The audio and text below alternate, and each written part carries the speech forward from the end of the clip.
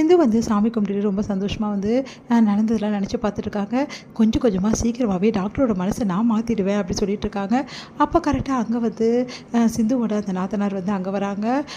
சிவாவோட தங்கச்சி அவங்க வந்து இந்த மாதிரி சிந்து கிட்ட சொல்கிறாங்க, இந்த மாதிரி ரேஷன் கார்டில் பேர் வந்து சேர்க்கணும், அதுக்காக நீ சைன் போட்டிங்கன்னா சேர்த்துலாம் உன் பேரை அண்ணன் கூட அப்படின்னு ரொம்ப சந்தோஷப்படுறாங்க சிந்து. அப்போ நான் தான் குடும்ப தலைவியா அப்படின்னு சொல்லிட்டு நான் இது இப்போ சைன் பண்ணி கொடுக்குறேன் அப்படின்னு சொல்லிட்டு கையெழுத்து போகிறதுக்காக எடுக்கிறாங்க. அப்போ திடீர்னு வந்து விளக்கு வந்து விளக்கு அணைஞ்சது இப்போ போடக்கூடாதுன்னு சொல்லிட்டு விளக்கு ஏற்றிட்டு வந்து போடுறாங்க. இரு சாமிக்கிட்ட வச்சு கொடுக்குறேன் அப்படின்னு சொல்லிட்டு சாமிக்கிட்ட வச்சுட்டு வந்து சாமி கும்பிட்றாங்க. ஐயோ இவ கொடுக்கவே மாட்டா போல் இருக்கு, எப்படி பண்ணிட்டு இருக்காளே, கொடுப்பாளா கொடுக்க மாட்டாளா அப்படின்னு சொல்லிட்டு யோசிக்கிறாங்க. அதுக்கப்புறம் வந்து கையில் வந்து கொடுத்துட்றாங்க. இந்த சீக்கிரமாகவே வந்து எல்லாமே சேர்த்துருங்க அப்படின்னு சொல்கிறாங்க. சேர்த்தலாம் அப்படின்னு சொல்லிட்டு போகிறாங்க. அவங்க இந்த அம்மா கையெழுத்து வாங்கிட்டோமா அப்படின்னு அதுதான் சூப்பர் கோழி கிறுக்கல் மாதிரி எப்படி கிறுக்கி வச்சிருக்கா பாரு, சிந்து இதுதான் இந்த கையெழுத்து தாண்டி அவள் தலையெழுத்தே மாற்ற போகுது அப்படின்னு சொல்லிட்டு ரொம்ப சந்தோஷப்படுறாங்க. உடனே ஸ்னேகா கிட்ட ஃபோன் பண்ணி இந்த மாதிரி சைன் வாங்கியாச்சு, இதுக்கப்புறம் எந்த பிரச்சனையும் இல்லை அப்படின்றாங்க. ஸ்னேகா அவ்வளோ சந்தோஷப்பட்டு இருக்காங்க. சரி உடனே அந்த பேப்பரை கொடுத்து அனுப்புங்க, நான் வக்கீல்கிட்ட வந்து அனுப்பிச்சிடுறேன் அப்படின்னோடனே சரி ஓகே அப்படின்றாங்க. ஸ்னேகா வந்து அந்த பேப்பரை பார்த்து ரொம்ப சந்தோஷப்படுறாங்க. சிவா கிட்ட சைன் வாங்கணுமே அப்படின்னு சொல்லிட்டு சிவா வந்து வராரு.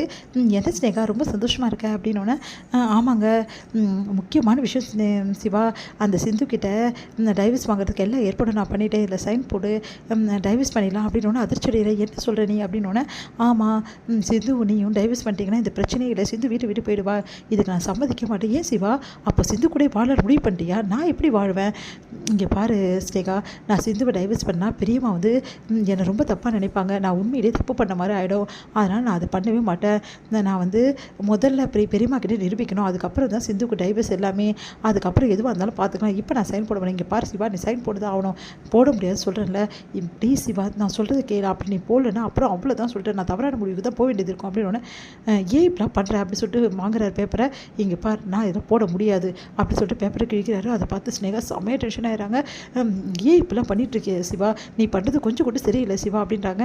ஏன் முடிவு இதுதான், என் பெரியம்மா கிட்ட நிரூபிக்காமல் நான் டைவர்ஸ்லாம் சம்மதிக்க மாட்டேன் அப்படின்னு சொல்லிட்டு போயிடுறாரு. இதனால செம்ம டென்ஷன் ஆகிறாங்க ஸ்னேகா.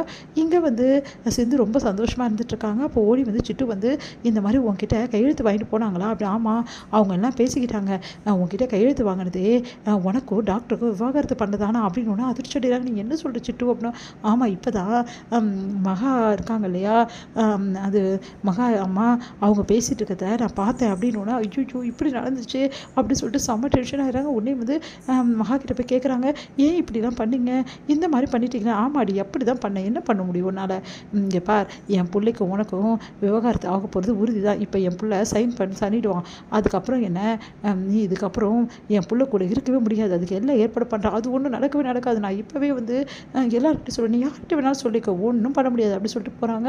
அழுதுகிட்டே இருக்காங்க. தாங்கிக்க முடியல, ஐயோ நான் டாக்டர் விட்டு பிரிஞ்சிருவேனா அப்படின்னு சொல்லிட்டு சிந்து வந்து அழுத பார்த்துட்டு சிவா வந்து இந்த மாதிரி நீ வந்து கவலைப்படாத, நான் உன்னை விட்டு பிரிய மாட்டேன் போதுமா அப்படின்னு ஒன்று அதிர்ச்சி அடைகிறாங்க.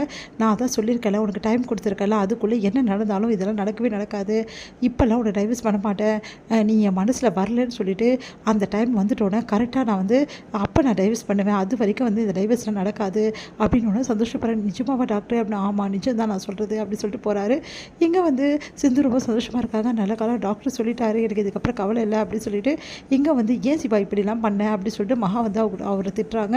அதுக்கு வந்து இங்கே பாருமா, கூடிய சீக்கிரம் நான் நிரூபிச்சிட்டோன்னே இந்த நானே வந்து நீங்கள் சொன்னாலும் கேட்க மாட்டேன், அவளை நான் டைவர்ஸ் பண்ணிடுவேன், நீங்கள் கவலைப்படாதீங்க அப்படின்னு சொல்லிட்டு போகிறாங்க. இவன் ஏன் தான் இப்படி இருக்கானோ அப்படின்னு சொல்லிட்டு டென்ஷன் ஆகுறாங்க. மகா வந்து சிவா மனசில் எப்படியாவது இடம் பிடிக்கணும் அப்படின்னு சொல்லிட்டு நிறைய விஷயங்கள் பண்ண ஆரம்பிக்கிறாங்க.